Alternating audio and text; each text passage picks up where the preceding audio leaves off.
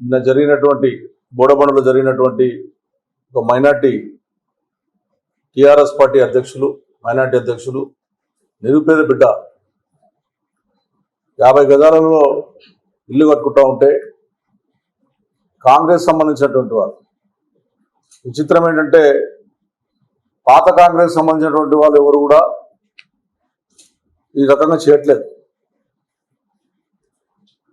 TRS పార్టీలో ఉండి 10 ఏళ్ళు ఎంజాయ్ చేసి మళ్ళీ పోయి కాంగ్రెస్ పార్టీలో జాయిన్ అయ్యి ఎన్నో రకాలుగా ఇబ్బంది పెడుతున్నటువంటి వాళ్ళని చూసి కాంగ్రెస్ గవర్నమెంట్ ఆలోచన చేయాలి.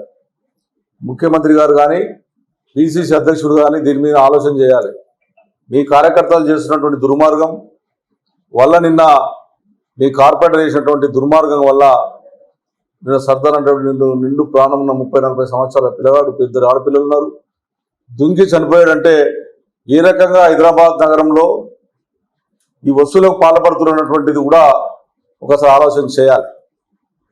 గతంలో మేము కేసీఆర్ ప్రభుత్వంలో 10 ఏళ్లలో ఎక్కడ కూడా ఎవరిని కూడా ఇబ్బంది పెట్టకుండా చిన్నవాళ్ళ తెరువు పోకుండా 72 గజాల జాగా ఎవరైనా కట్టుకుంటే కూడా వాళ్ళకు రూపాయి పర్మిషన్లా ఇప్పించి వాళ్ళకి కట్టే విషయంగా ఆలోచన చేశాం. కానీ ఇప్పుడు గల్లీకి ఒక లీడర్ ఎక్కడ చూసినా ప్రజావాణిని పెట్టి సుమారం పెడతారు. అది ప్రజావాణి కాదు. నేను చాలాసార్లు చెప్పాను, అది ప్రజలకు సంబంధించినటువంటి వాణి కాదు.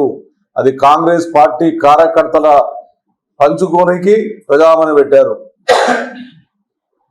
ఏదైతే ఈ రోజున ఆఫీసర్స్ కూడా మా కుక్కట్పల్లి కాన్స్టిట్యున్సీలో కానీ హైదరాబాద్ నగరంలో కానీ ఆఫీసర్స్ ఎక్కడ కూడా దీని మీద చర్యలు తీసుకోకుండా కాకుండా ఆఫీసర్ల పాత్ర వాళ్ళే పంపించి ఫలానా నాయకుని కలవండి, కలిస్తేనే మేము ఇల్లు ఆపుతాము లేకపోతే ఆపమనే విధంగా ఈరోజు చేస్తూ ఉన్నారు.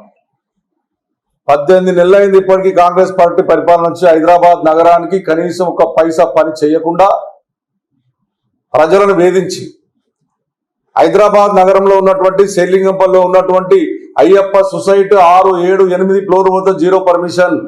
దాన్ని ముట్టుకున్న దానికి భయపడతారు ఆఫీసర్లు. దానికి ఆనుకొని ఉన్నటువంటి బోడబండ మాత్రము గూరగొట్టే ప్రయత్నం చేస్తే నిండు ప్రాణం ఉన్నటువంటి సర్దార్ చనిపోవడం అనేది పూర్తి బాధ్యత కాంగ్రెస్ పార్టీ వహించాలి.